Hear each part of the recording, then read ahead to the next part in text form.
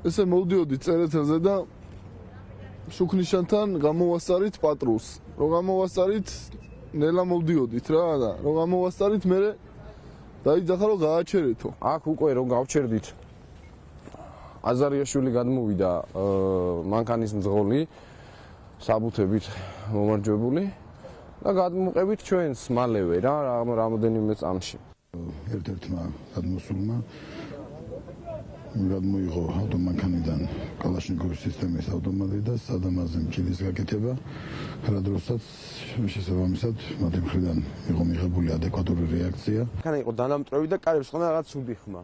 კარები რომ გაიღო, მაგაზე რაღაც აფორი აქვს და პატრული იარაღები ამოიღეს და არ გაინძრეთო გითხრეს. ორ წამში სანამ გადმოვიდოდი, მოვიდა რა და იარაღი მომიშვირა.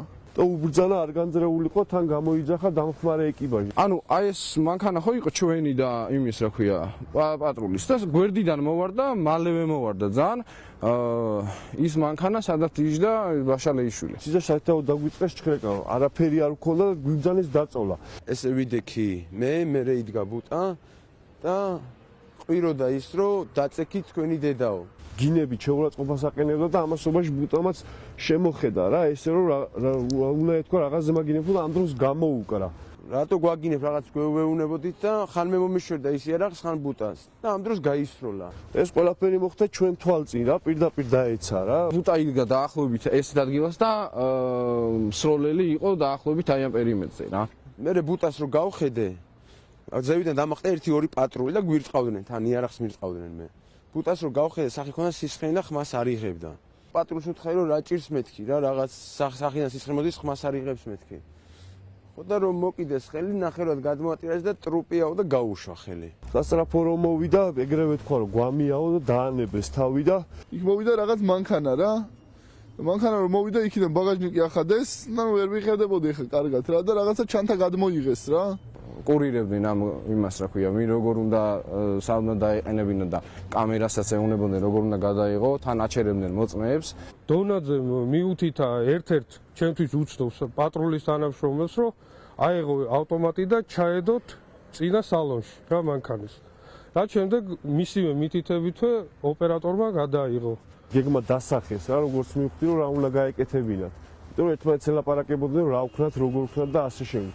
ეს მიქაძე მოვიდა ჩემ თავთან ახლოს იდგა, ვიღაცა უფორმო ბიჭი მივიდა და რამდენი ჩავდოთ 2-ო თუ როგორო და გაძეძგეთ ამათი. თავი გადამიწია ესე და ჩამიგდო რა ჯიბეში და ეგრევე მეთქი ჩემი არა რასაკეთებ მეთქი. დაკავებულ ახალგაზრდებს უტარებდნენ ტირად ჩხრეკას, ერთ-ერთ დაკავებულს შავლის ჯიბეში ჩაუდეს ლიმონკა. ესე გამომიწია შარვალი, ეგონა ჯიბე და ჩამიდო ლიმონკა.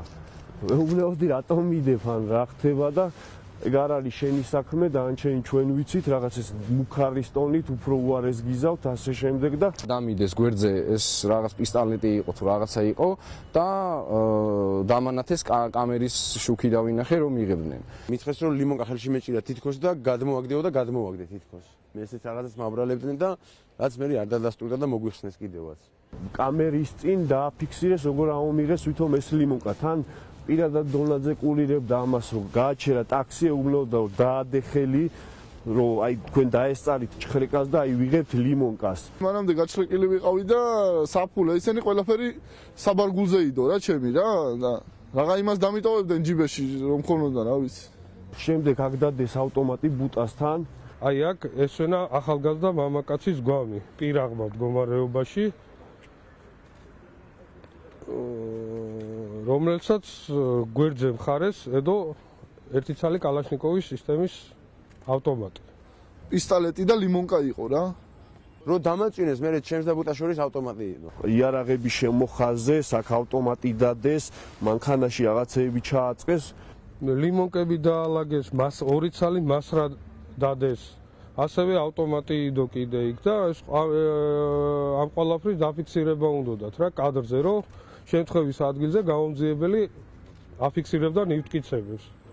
მე უკვე გადაგვიყვანეს სადღაც დილისთვის აპეზეზე.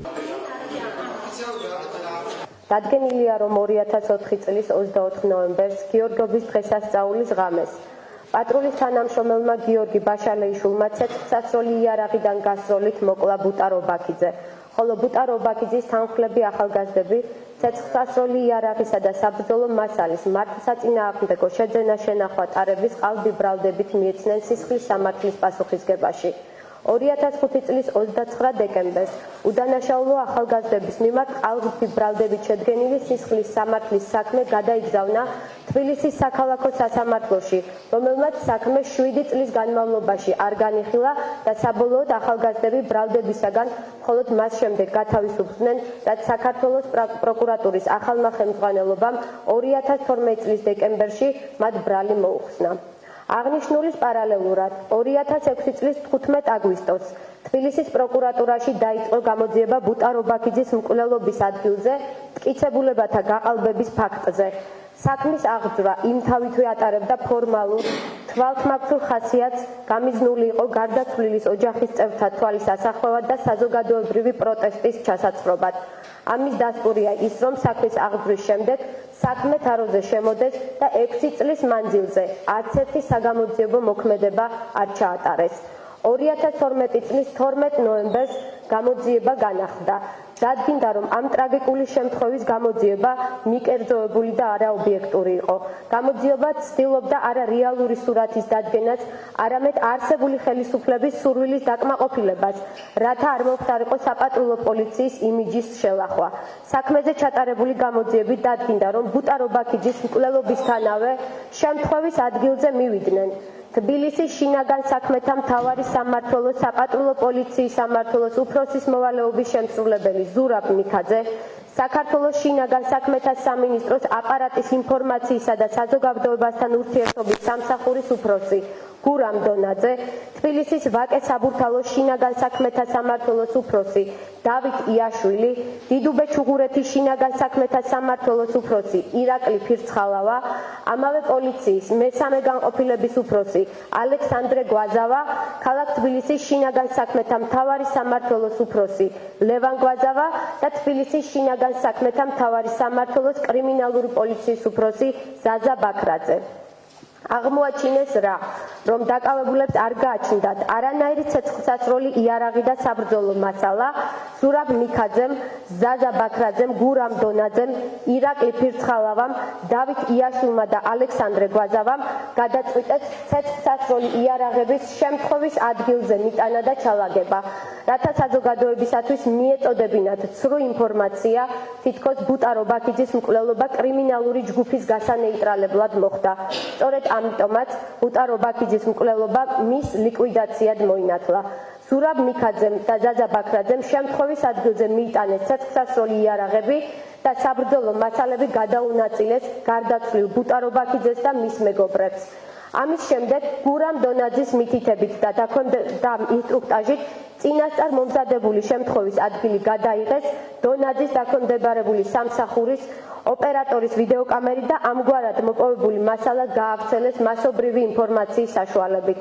ზემოთხსენებული პირები ბრალდებული არიან თანამდებობრივი უფლებამოსილების ბოროტად გამოყენებაში ძალადობითა და დაძარალებულის პირადი ღირსების შეურაცხყოფით. საქართველოს სისხლის სამართლის კოდექსის 332 მუხლის პირველი ნაწილითა და მესამე ნაწილის ბედაგე ქვეპუნქტებით 236 მუხლის პირველი ნაწილითა და მეოთხე ნაწილის აქვეპუნქტით. ხსენებულ საქმეზე გამოძიება გრძელდება და საქართველოს მთავარი პროკურატურა უახლოეს დღეებში გაგაცნობს პროკურატურის მუშაკთა და სასამართლო ხელისუფლების იმ წარმომადგენელთა ვინაობას, რომლებიც ამა თუ იმ დოზით მონაწილეობას იღებდნენ გამოძიების არასწორი მიმართულებით წარმართვასა და დაუსაბუთებელი ბრალდებით სასამართლოში შეტანილი სისხლის სამართლის საქმის განხილვის გაჭიანურებაში. გმადლობთ.